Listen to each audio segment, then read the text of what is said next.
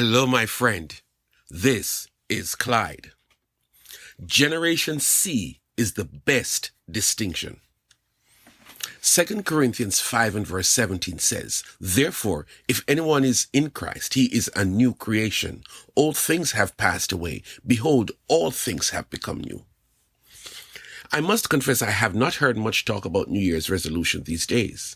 At first I was thinking that I must be running with the wrong crowd, but then I know some Generation Z, and I don't hear them talking about such 20th century concepts. They are moving right along. They don't wait for the beginning of a year to make changes. They make changes in a quick moment because they're about converting opportunities to benefit them.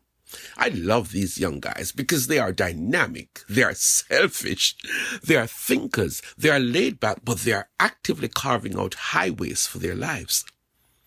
Take my word for it and talk to them.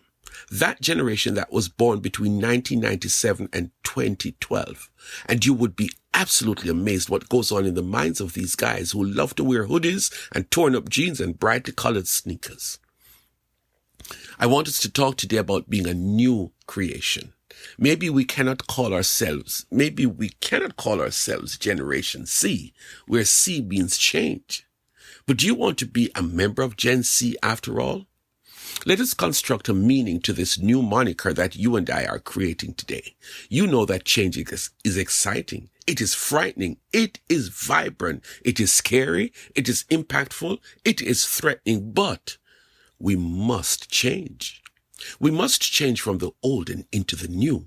We cannot and should not harbor old habits and old practices. After all, the world is revolving so fast that if you stay the way you have been, everything and everyone will just pass you by in a moment. Let us take the new item called air fryer, for example. And I'm careful because there might be an even newer kitchen gadget on the market. But do you know that many people got an air fryer as a Christmas gift? Are you ready for this? 2021. And they haven't taken it out of the box yet, let alone use it. Can you believe it that these folks have a great kitchen solution sitting in the box and depriving themselves of making dinner in record time and with the minimum amount of mess? Come on.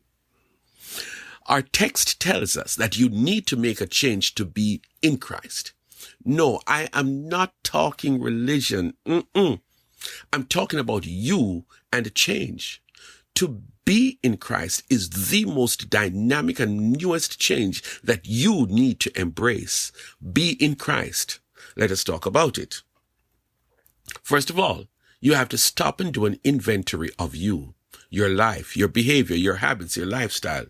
Do an inventory. And you don't have to take much time in doing so because after all, nobody has the time to waste on such a common exercise.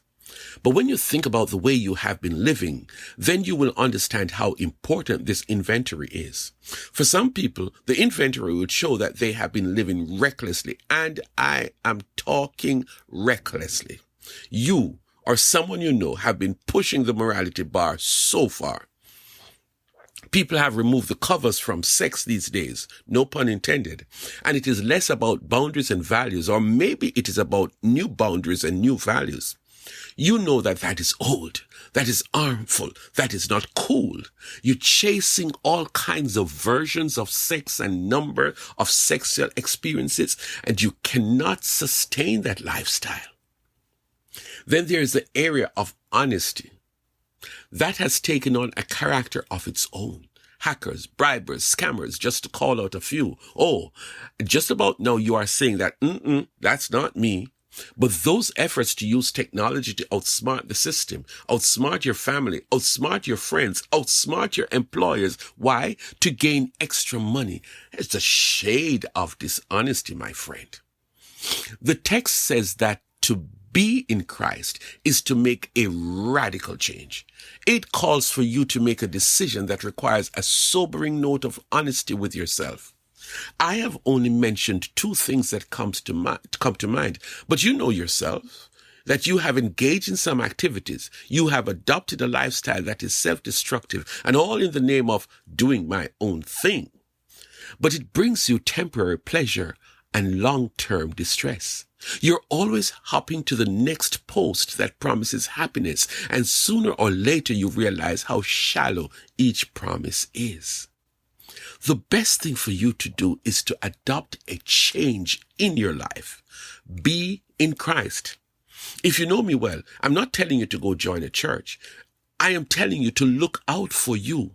Your old way of living is not working for you. And today, I am recommending that you make the change and become a member of Gen C, that generation that changes and takes on Christ.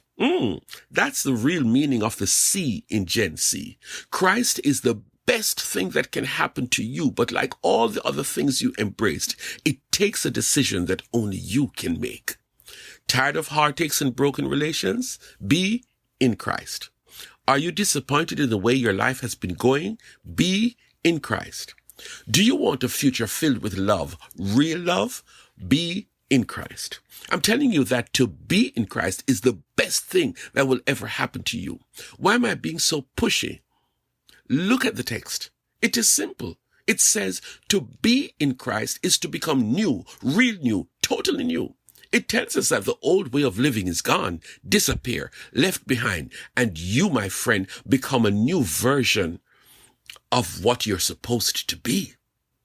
Not an improved version of the old you, no, but a completely new person. This is not an invitation. This is a lifeline I'm throwing at you. Your current status is not getting you where you want to go. Today is your day to be in Christ. Today is your day to become a Gen C.